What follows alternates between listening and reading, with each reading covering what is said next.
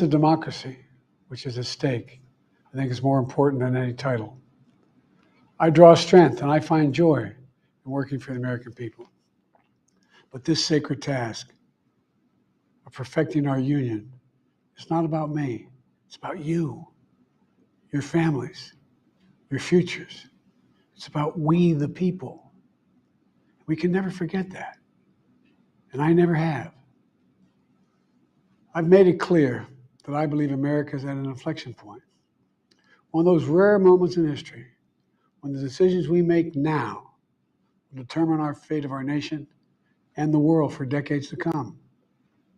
America's going to have to choose between moving forward or backward, between hope and hate, between unity and division. We have to decide, do we still believe in honesty, decency, respect, freedom, justice, and democracy? In this moment, we can see those we disagree with not as enemies, but as fellow Americans. Can we do that?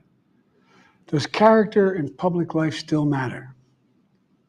I believe I know the answer to these questions because I know you, the American people. And I know this, we are a great nation because we are good people. When you elected me to this office, I promised to always level with you, to tell you the truth. And the truth, the sacred cause of this country is larger than any one of us. And those of us who cherish that cause, cherish it so much, a cause of American democracy itself, must unite to protect it. You know, in recent weeks, it's become clear to me that I need to unite my party in this critical endeavor. I believe my record as president, my leadership in the world, my vision for America's future, all merited a second term. But nothing can come in the way of saving our democracy. That includes personal ambition. So I've decided the best way forward is to pass the torch to a new generation. That's the best way to unite our nation. You know, there is a time and a place for long years of experience in public life. There's also a time and a place for new voices, fresh voices, yes, younger voices. And that time and place is now. Over the next 6 months, I'll be focused on doing my job as president. That means I'll continue to lower costs for hardworking families, grow our economy. I'll keep defending our personal freedoms and our civil rights, from the right to vote to the right to choose. I'll keep calling out hate and extremism.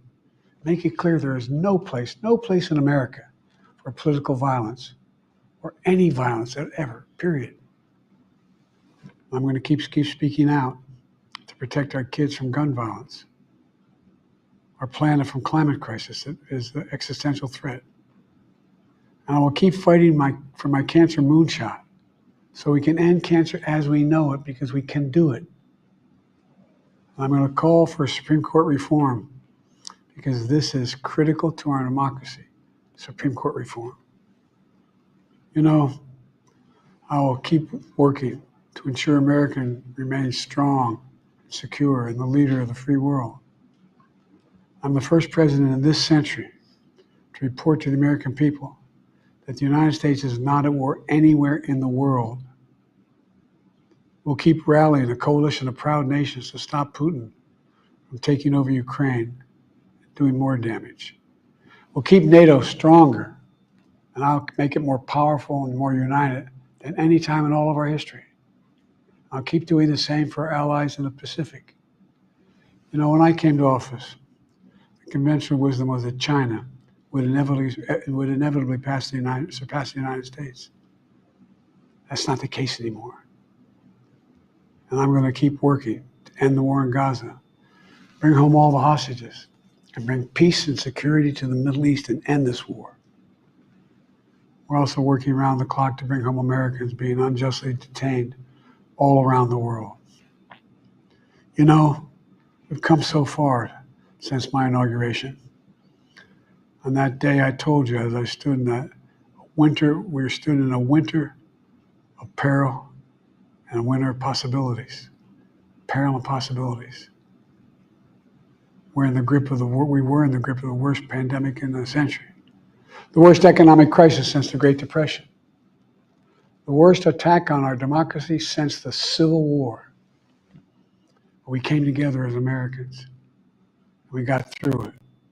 We emerged stronger, more prosperous, and more secure. Today, we have the strongest economy in the world, creating nearly 16 million new jobs, a record. Wages are up. Inflation continues to come down. The racial wealth gap is the lowest it's been in 20 years. We're literally rebuilding our entire nation, urban, suburban, rural, and tribal communities. We're exposed to toxic materials. Most significant climate law ever in the history of the world. The first major gun safety law in 30 years. Today, violent crime rate is at a 50-year low. We're also securing our border.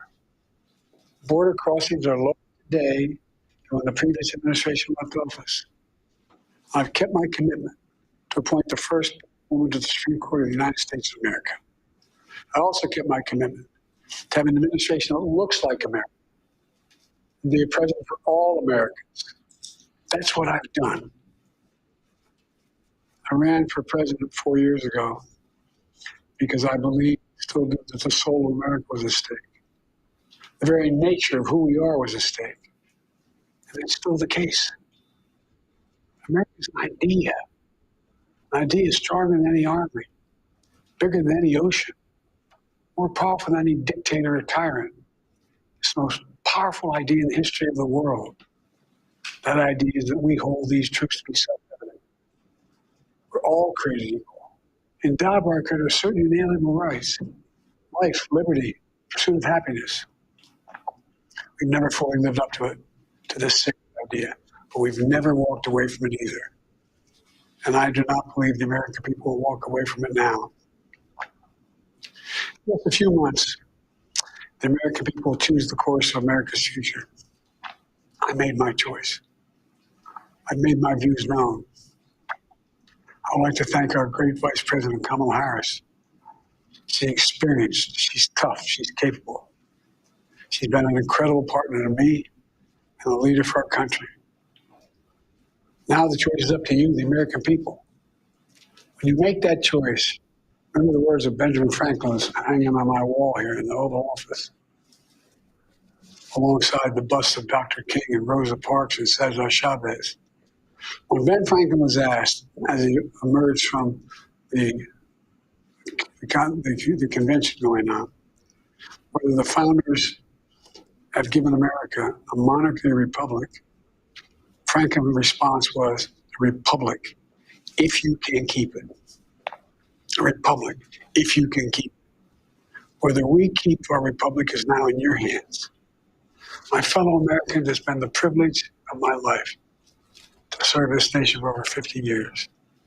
Nowhere else on earth could a kid with a stutter, a modest beginning in Scranton, Pennsylvania, Claymont, Delaware, one day sit behind the resolute desk in the Oval Office as President of the United States. But here I am. That's what's so special about America. We're a nation of promise and possibilities, of dreamers and doers, of ordinary Americans doing extraordinary things. I've given my heart and my soul to our nation, like so many others. I've been blessed a million times in return with the love and support of the American people. I hope you have some idea how grateful I am to all of you. The great thing about America is here, kings and dictators do not rule, the people do. History is in your hands. The power is in your hands. The idea of America lies in your hands. You just have to keep faith, keep the faith, and remember who we are. We're the United States of America, and there's simply nothing beyond our capacity when we do it together. So let's act together, preserve our democracy. God bless you all. May God protect our troops. Thank you.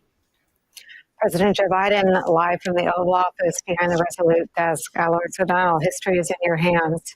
use it to keep the faith. Nothing beyond.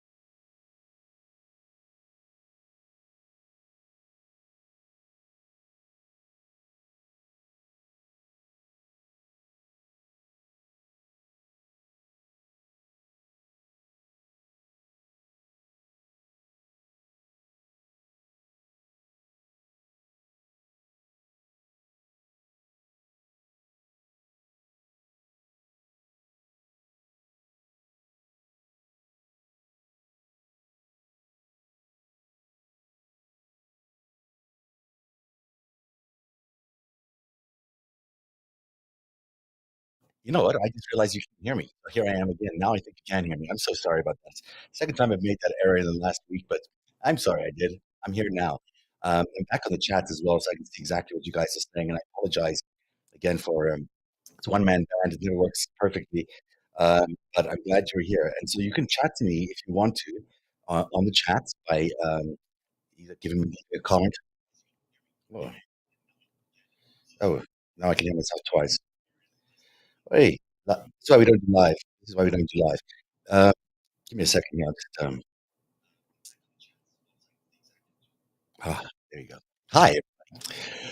Anyhow, so I was just saying, I'm putting this idea that this concept of the American exceptionalism, which I always interpreted not to be about the people of America, but about people um, who are the America is the most important thing that we have, and that idea um, is exactly what he is pointing to today as something that we need to be careful about protecting, that we really seek out and preserve um, this concept that we have.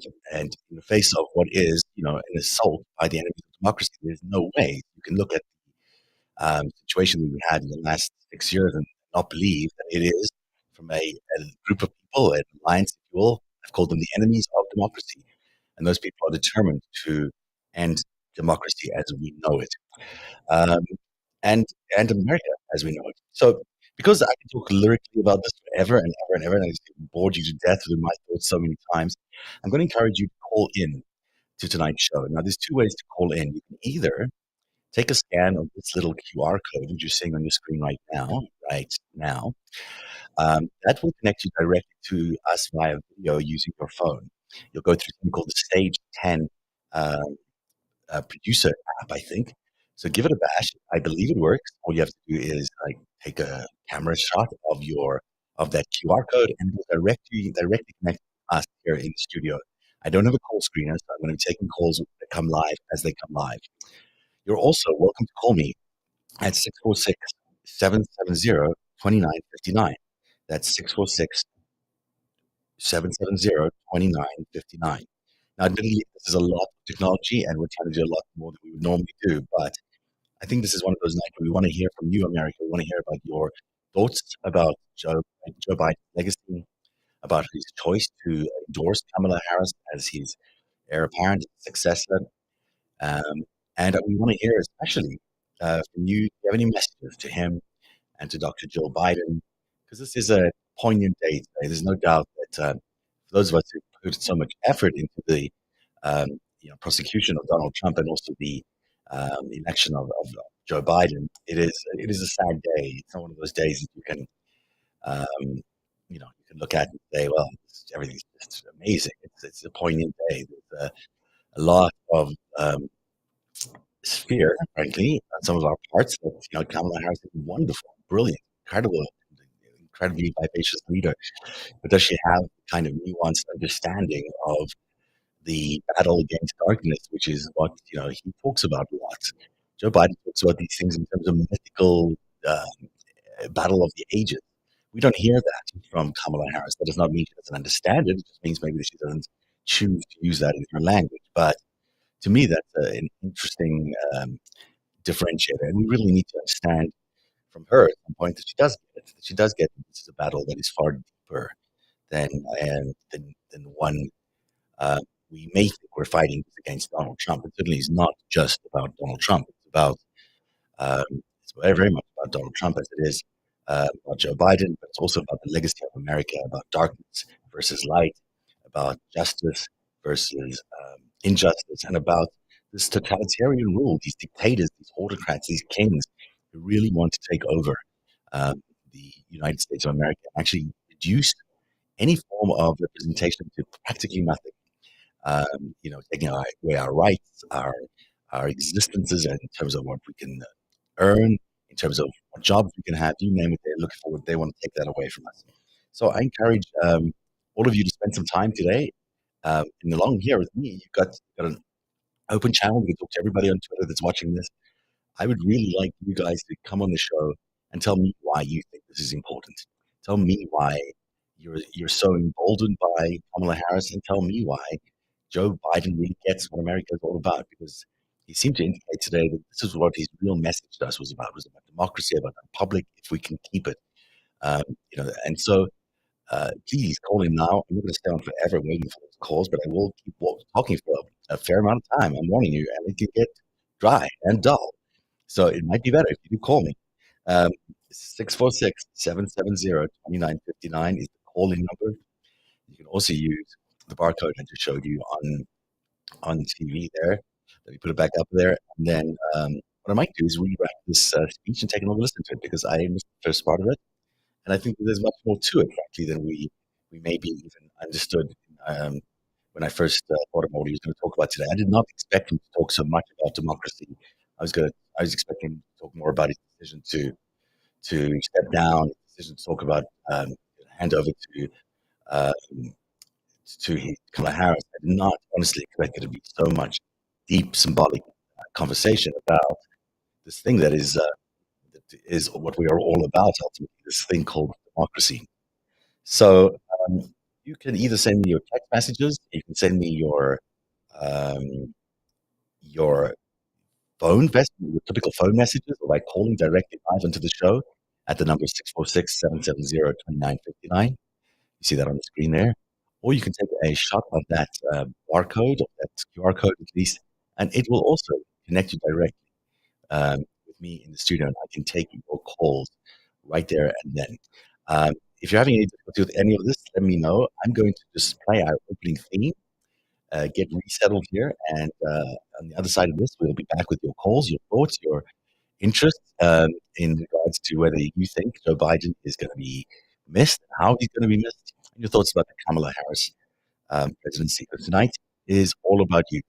I've spoken plenty of time about how we got here, but tonight this is about you guys. So I want you to have a moment honoring and Joe Biden, and maybe he'll be listening. Who knows? It wouldn't be the first time. I believe. I hope it wouldn't be the first time he's listening. So if you're so inclined, please do give me a call, 646 770 2959. Tell me about your hopes, your fears for the next 100 days and beyond the next 100 days. What will the new administration do? And can the administration live up to its potential? And can it be the Donald Trump administration? We have to be very conscious that we're still in a crisis here in the United States, and anything can happen at any time.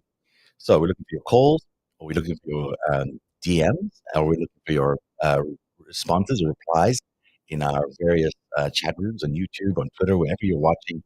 Our audience is so distributed, but we always get to hear from you, and we love hearing from you. So give us a call. We'll get it on the air. We'll tell people what you think. Send us a message. I mean, on those chat rooms, we'll get it to everybody. And if need be, I will just keep talking and talking and talking until the show is done. Because today is historic. There's no doubt about it that we are witnessing a momentous day. I mean, there's so much history going on today. So, the last few weeks have seen so much history. It's actually kind of gives you whiplash. There's so much of it. But let's take a theme, and then we'll be right back here on Narrative in just a few minutes with your calls and or other things that I've got to play for you right here, live on Narrative.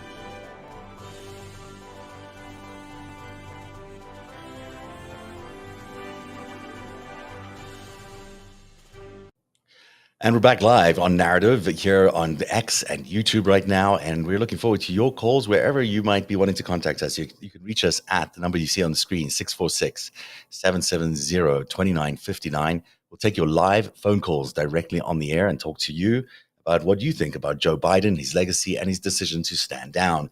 Plus, if you want to try the video call feature, which we've now added to our call-ins, you can just scan that QR code, and I believe it works. I haven't actually tried it, so I might just try it now to make sure it does work. And give us a shout on video, and that way we can talk to you and see you, which will be amazing to see you. And we can talk about all sorts of things. Really anything you want to talk about related to this presidency, to Kamala's presidency, to the fear around a Trump presidency, or the immediate future, the fear for democracy, the fear for autocracy, and also what you expect out of this election campaign from someone as remarkable as Kamala Harris has been in the last few days. I really have to say, she's been a real. There you go. It does work, everyone. It's so simple to just take that QR code. It's just so simple. Scan your camera on there. It'll take you right directly to the air. Well, to me, next to me, and then the air. So please feel free to use that code. It's the first time I've used it, and it's remarkable technology, actually. I'm really pleased that it works so simply. So grab your phone, take a shot of that QR code. Now, I gather a lot of you might be watching this on your phone. So how do you take a shot of your phone? That's a good question. You are so smart, people. So let me see if I can also add it to the super bar here, so you can also see what the other potential ways of getting into the system are. And that be a URL, which I'm about to paste into here. And then I'll throw that up onto the lower third here. You can also use this thing here, which is app.stageten.tv/invites/HZWUA8C. Those do look like they're case sensitive, but you can use that link as well to join us live on the air. So I know it's a little confusing, a lot of stuff going on here, but it's just try it. Maybe we'll try it and it'll work, and we'll finally have, what we've always wanted to do out of Narrative was to create a central place where we could all gather every night and talk about the most important issues of the day, to hear your views, to hear everybody's views. And we never really got around to that. It became so much of a different thing along the way. But as we get closer to the elections, I feel like there's such a need by everybody to just comment, to talk about all these events, and to to be heard. And I'd be thrilled if we could make narrative that place for you. So if you're watching on these various networks and the various channels on X, or you're watching on YouTube, give me a call. So let's take another look back at the speech. I was going to re-rack it and see if we can play it back for you. I can't do that yet, but I can tell you that this was a remarkable speech. He didn't look great at the end of it, but I guess no one looks great after a battle of COVID that he just had.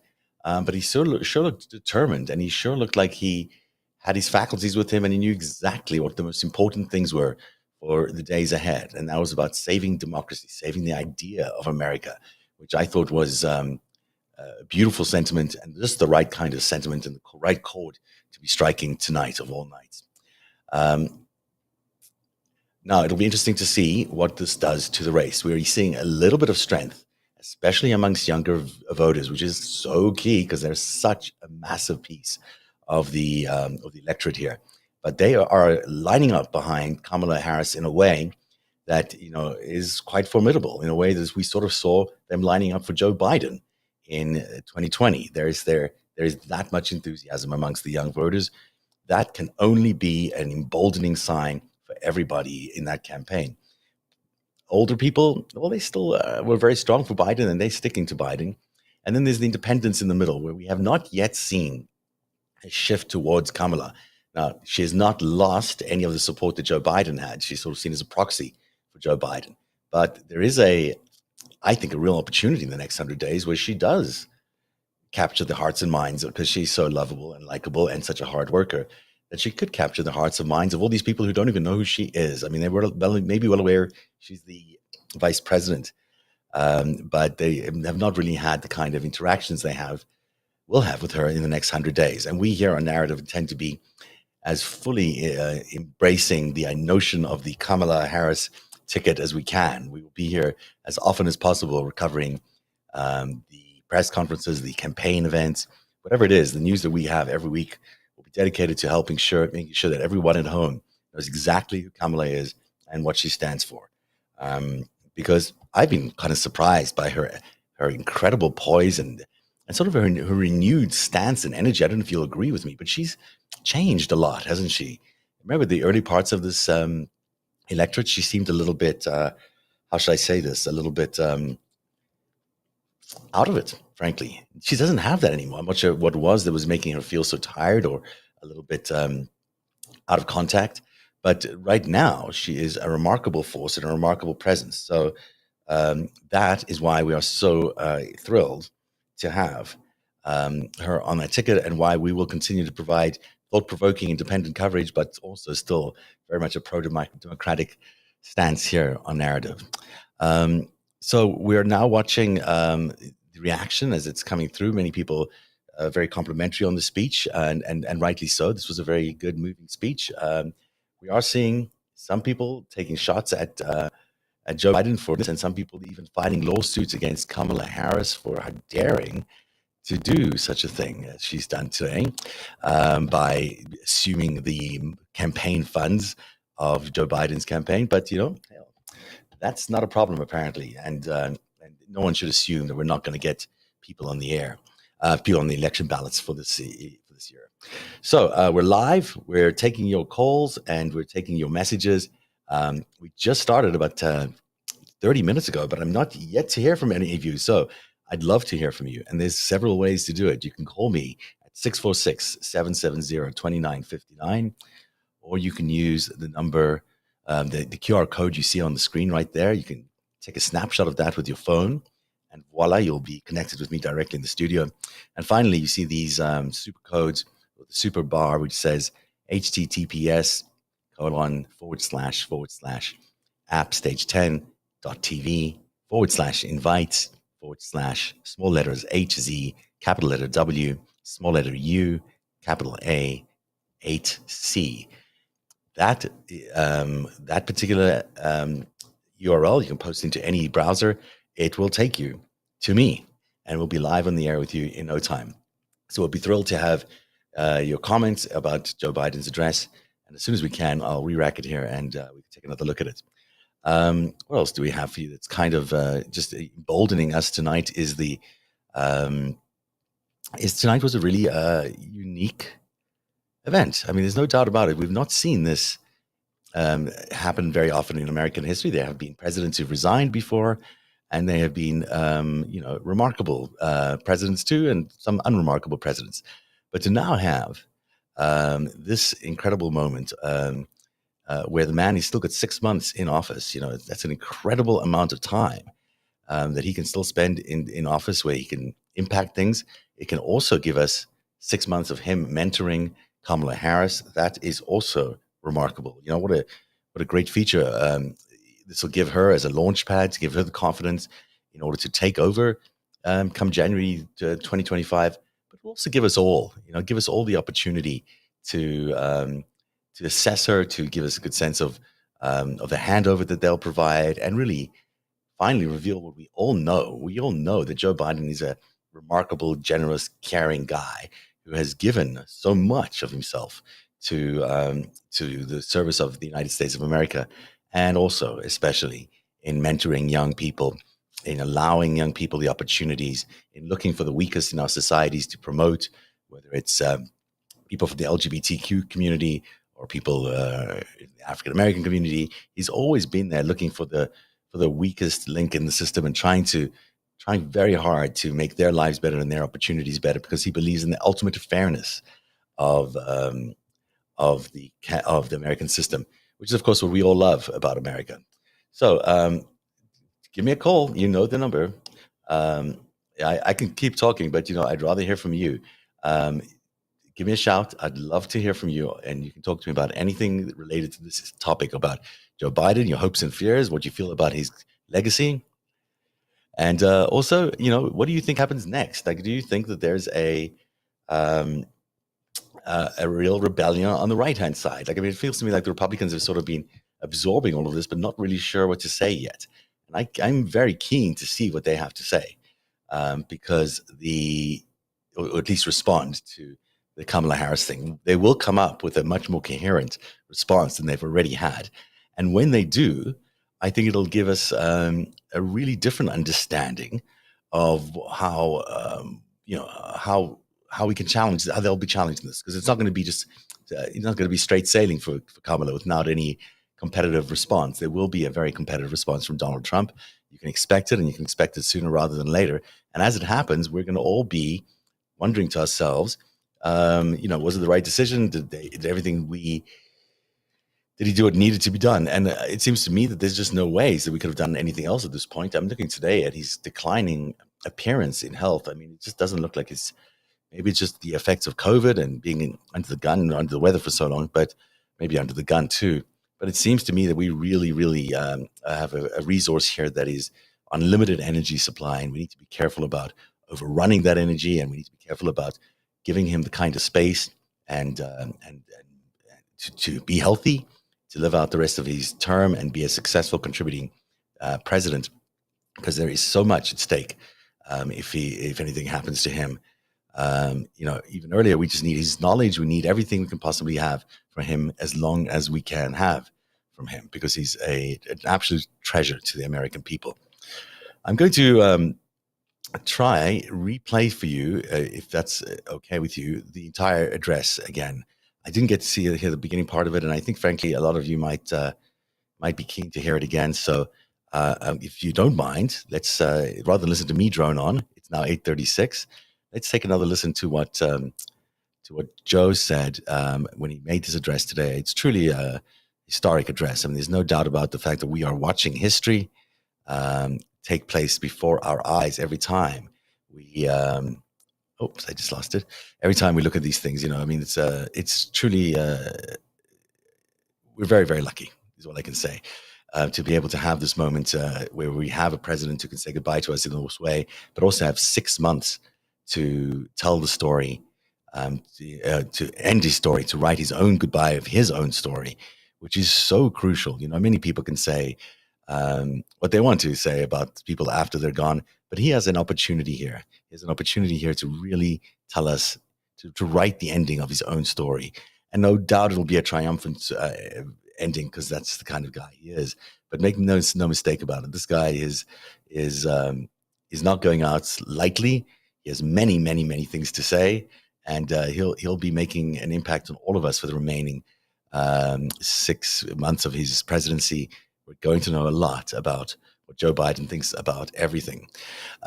So I'm going to, if I can, I hope I can. Let's try to just do this again, and let's listen to the speech from Joe Biden. Just it's been 40 minutes now since he made that official address to the American people from the Oval Office. A very rare thing to do, an address from the Oval Office. They don't typically do these kinds of things because it's reserved for very various serious issues. And here we are. Maybe it's not as serious as it could be, but it is the ending of a presidency, which is being one of the most important presidencies in our lifetimes, in certainly maybe in all of history. So take all that into account as we switch over here, and at any time now, hopefully, I will be able to play you start of this address. And if I don't, well, it's because it's not ready yet. I'm just going to try to find it here. This is all being done on the live and on the fly and live here. This one-man studio that I have here is remarkable. It allows me to do a lot of things, but boy, oh boy, when I try push the system and do things that are just fundamentally more dangerous or more risky, speaking as a producer, I pay for the price for it sometimes. So as I'm trying to find the actual moment here where we can go to Joe Biden, let's take a listen now to Joe Biden from about 40 minutes ago, as he was addressing the state of the American people live from the Oval Office about his decision to withdraw from the 2024 elections.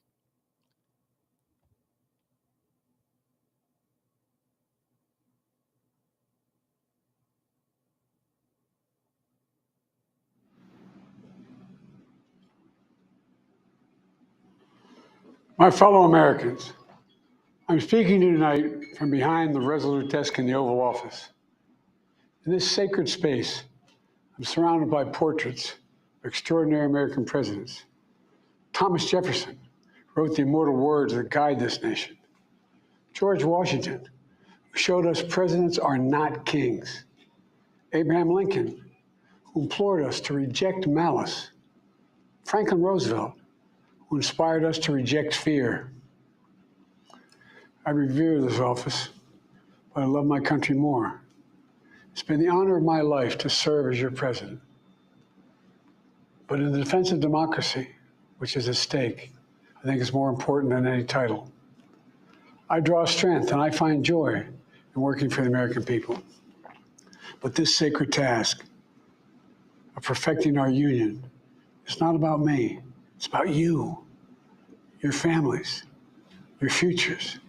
It's about we, the people. And we can never forget that. And I never have. I've made it clear that I believe America is at an inflection point. One of those rare moments in history when the decisions we make now will determine our fate of our nation and the world for decades to come. America's going to have to choose between moving forward or backward, between hope and hate, between unity and division. We have to decide, do we still believe in honesty, decency, respect, freedom, justice, and democracy? In this moment, we can see those we disagree with not as enemies, but as fellow Americans. Can we do that? Does character in public life still matter? I believe I know the answer to these questions because I know you, the American people. And I know this, we are a great nation because we are good people. When you elected me to this office, I promised to always level with you, to tell you the truth. And the truth, the sacred cause of this country is larger than any one of us. And those of us who cherish that cause, cherish it so much, a cause of American democracy itself, must unite to protect it. You know, in recent weeks, it's become clear to me that I need to unite my party in this critical endeavor. I believe my record as president, my leadership in the world, my vision for America's future, all merited a second term. But nothing can come in the way of saving our democracy. That includes personal ambition. So I've decided the best way forward is to pass the torch to a new generation. That's the best way to unite our nation. You know, there is a time and a place for long years of experience in public life. There's also a time and a place for new voices, fresh voices, yes, younger voices. And that time and place is now. Over the next 6 months, I'll be focused on doing my job as president. That means I'll continue to lower costs for hardworking families, grow our economy. I'll keep defending our personal freedoms and our civil rights, from the right to vote to the right to choose. I'll keep calling out hate and extremism. Make it clear there is no place in America for political violence or any violence ever, period. I'm going to keep speaking out to protect our kids from gun violence. Our planet from climate crisis is an existential threat. And I will keep fighting for my cancer moonshot so we can end cancer as we know it, because we can do it. I'm going to call for Supreme Court reform because this is critical to our democracy, Supreme Court reform. You know, I will keep working to ensure America remains strong, secure, and the leader of the free world. I'm the first president in this century to report to the American people that the United States is not at war anywhere in the world. We'll keep rallying a coalition of proud nations to stop Putin from taking over Ukraine and doing more damage. We'll keep NATO stronger, and I'll make it more powerful and more united than any time in all of our history. I'll keep doing the same for our allies in the Pacific. You know, when I came to office, the conventional wisdom was that China would inevitably surpass the United States. That's not the case anymore. And I'm going to keep working to end the war in Gaza, bring home all the hostages, and bring peace and security to the Middle East and end this war. We're also working around the clock to bring home Americans being unjustly detained all around the world. You know, we've come so far since my inauguration. On that day, I told you, as I stood in we stood in a winter of peril and a winter of possibilities. Peril and possibilities. We were in the grip of the worst pandemic in the century, the worst economic crisis since the Great Depression, the worst attack on our democracy since the Civil War. But we came together as Americans. We got through it. We emerged stronger, more prosperous, and more secure. Today, we have the strongest economy in the world, creating nearly 16 million new jobs, a record. Wages are up. Inflation continues to come down. The racial wealth gap is the lowest it's been in 20 years. We're literally rebuilding our entire nation, urban, suburban, rural, and tribal communities. Manufacturing has come back to America. We're leading the world again in chips and science and innovation. We finally beat Big Pharma after all these years to lower the cost of prescription drugs for seniors. And I'm going to keep fighting to make sure we lower the cost for everyone, not just seniors. More people have health care today in America than ever before. And I signed one of the most significant laws helping millions of veterans and their families who were exposed to toxic materials. You know, the most significant climate law ever in the history of the world. The first major gun safety law in 30 years. And today, the violent crime rate is at a 50-year low. We're also securing our border. Border crossings are lower today than when the previous administration left office. I've kept my commitment to appoint the first black woman to the Supreme Court of the United States of America. I also kept my commitment to have an administration that looks like America and be a president for all Americans. That's what I've done.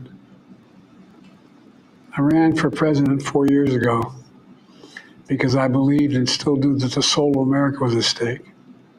The very nature of who we are was at stake. And that's still the case. America's an idea.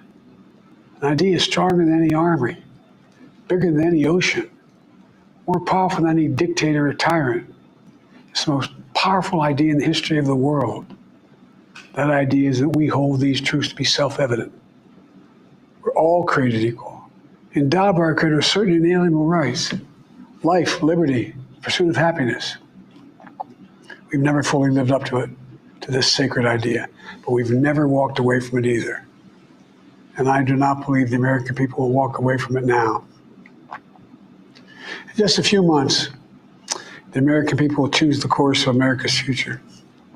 I made my choice. I've made my views known. I would like to thank our great Vice President Kamala Harris. She's experienced, she's tough, she's capable. She's been an incredible partner to me and a leader for our country. Now the choice is up to you, the American people. When you make that choice, remember the words of Benjamin Franklin hanging on my wall here in the Oval Office, alongside the busts of Dr. King and Rosa Parks and Cesar Chavez. When Ben Franklin was asked, as he emerged from the convention going on, whether the founders have given America a monarchy or republic, Franklin's response was, a republic, if you can keep it. A republic, if you can keep it. Whether we keep our republic is now in your hands. My fellow Americans, it's been the privilege of my life to serve this nation for over 50 years. Nowhere else on earth could a kid with a stutter, from modest beginnings in Scranton, Pennsylvania, and Claymont, Delaware, one day sit behind the resolute desk in the Oval Office as President of the United States. But here I am. That's what's so special about America. We're a nation of promise and possibilities, of dreamers and doers, of ordinary Americans doing extraordinary things.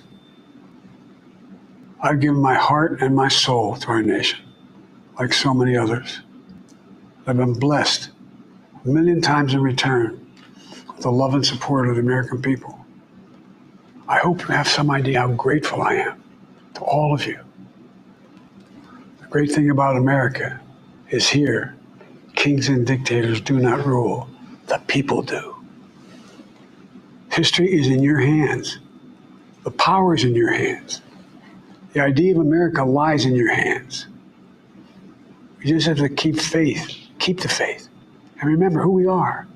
We're the United States of America, and there's simply nothing beyond our capacity when we do it together. So let's act together, preserve our democracy. God bless you all, and may God protect our troops. Thank you. So that's another airing there for you of the incredible address by President Joe Biden earlier this evening, direct from the Oval Office. A powerful speech, absolutely gripping in every way as he describes the stakes for the future of America in this election. When he described the stakes for democracy, we described the stakes for freedom around the world, because that really is what we're talking about. When he talks about dictators and kings not being the ones who make decisions in this country, that the people do, that is what is at stake. We could be heading into a future where the people don't get to have a say in what happens in this country. And of course, that is what makes America the most unique place on earth, and honestly, the most democratic place on earth. Many other countries call themselves democracies, but few of them are truly democracies because they still have their kings and their dictators and their you-know-whats, their aristocracy. In the United States, we do not have any of that. We may have a lot of rich people who think they're aristocrats, but they're not. They are just like everybody else, ordinary citizens, and they have to choose their votes on the same who choose their people in power in the same way we all do, by casting their votes, and they only get a single vote. So it seems, unless you're Peter Thiel or Elon Musk, in which case you buy yourself a whole political party in order to get your views known. We did get a response, by the way, as we were watching all of that, from Donald Trump, who, what did he say? He said, there's crooked Joe Biden again. We've heard that kind of language from him before. He's so annoying when he does that. But, criticizing the speech as being kind of boring and panned. They've also said that they will appeal to all the networks to give them equal time. They believe they are deserve equal time, interestingly enough.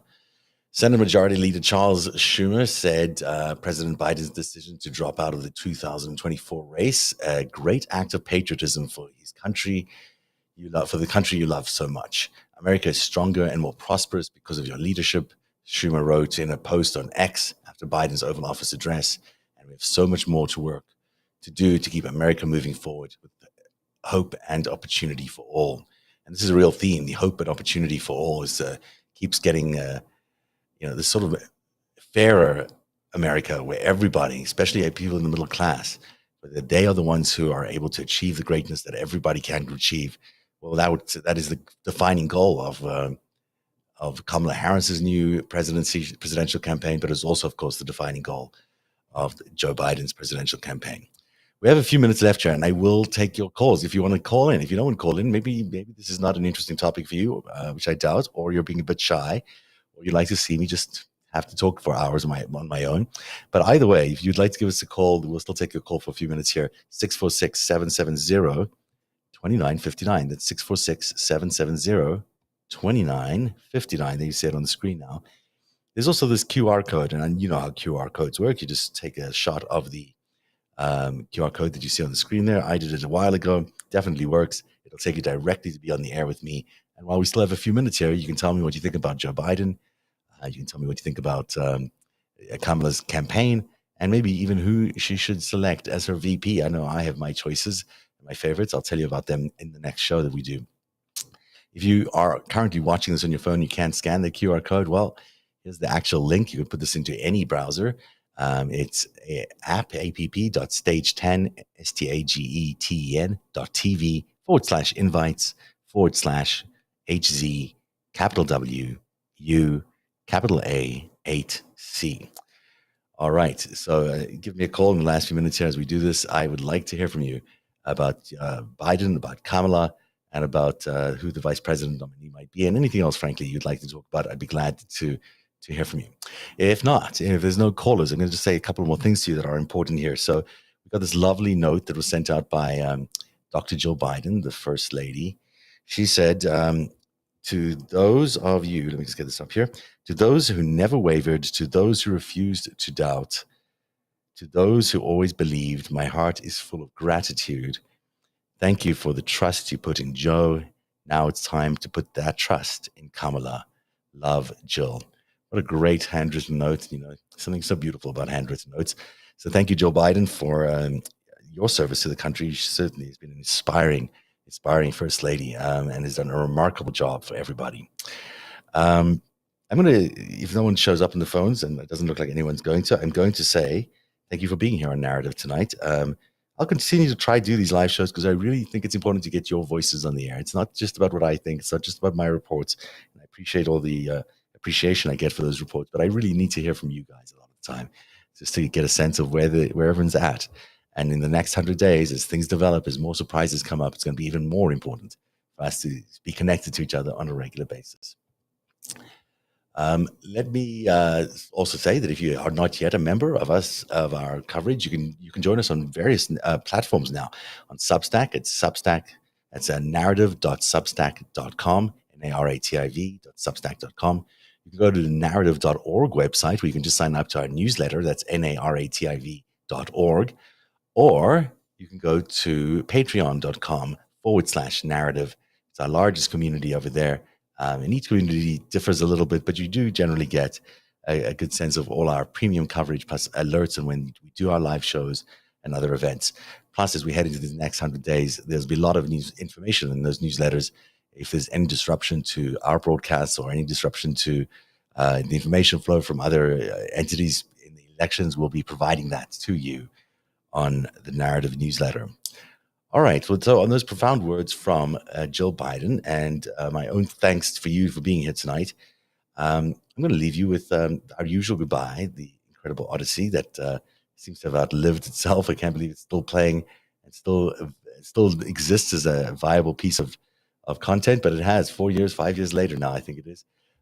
Everyone knows that this was written by when Joe Biden was elected in 2020. And I had no idea that I'd still be able to run it this far ahead in the future when it would still be valid. And here it is, still valid today. So I'm so thankful for this piece of writing because for me it's been an important driver of narrative. Every time I think about where are we, what is the story we're telling about, what is the story we're telling our viewers all the time. Well, this is the story we're telling about. It's the one that came out of Joe Biden's victory in 2020, and certainly helps guide me every day in terms of where I think the battle is and what the future is and what narrative is all about. Thank you for being here tonight on this historic night, and we shall see you again soon. One day, you'll tell the story of autocrats, crooks, and kings who came for our freedom.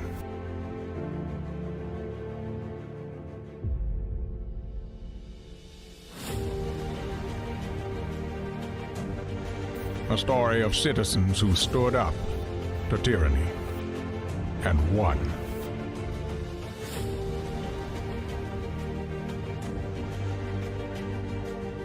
The people prevailed and renewed an old vow to a more perfect union. And that was just the beginning. The story continues. Narrative.